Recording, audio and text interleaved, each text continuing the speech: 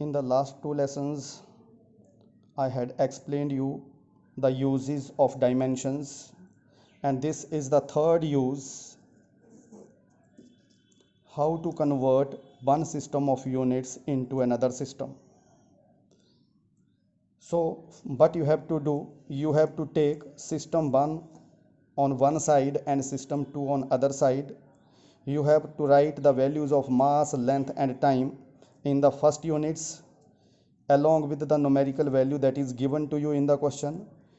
On the second side, you have to write the values of mass, length and time of that units in which you have to convert, and n2 is the numerical value which you have to calculate. So using this relation, n2 is n1 ratio of mass along with their dimensions, ratio of length with their dimensions and ratio of time with their dimensions. So to understand it, let us take an example that you are given 1 Newton force and you are supposed to convert that into dyne. So first of all, you must know that Newton is the SI units of force. So physical quantity I have force. First of all, write the dimensional formula of force. It is mLt minus 2.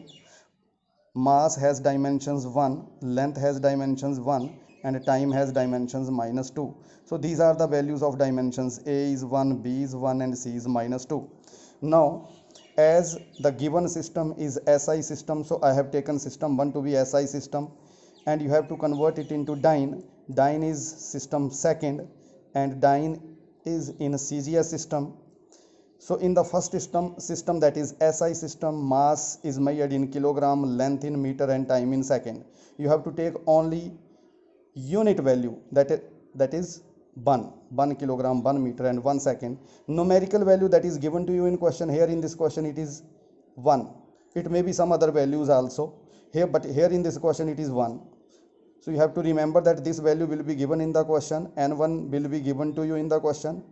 You have to convert it into dyne. So dyne is CGS system and in CGS system mass is measured in gram, length in centimeter and time in second. So 1 gram, 1 centimeter, 1 second and numerical value n2 is unknown.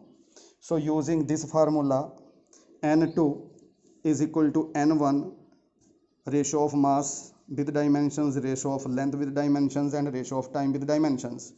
So now substitute the values of m1 that is 1 kilogram, m2 is 1 gram, per A is 1 meter 1 centimeter, per is again 1 second, per is minus 2. Now you can see 1 kilogram is 10 to the power 3 gram, 1 meter 10 to the power 2 centimeter and seconds cancels with second.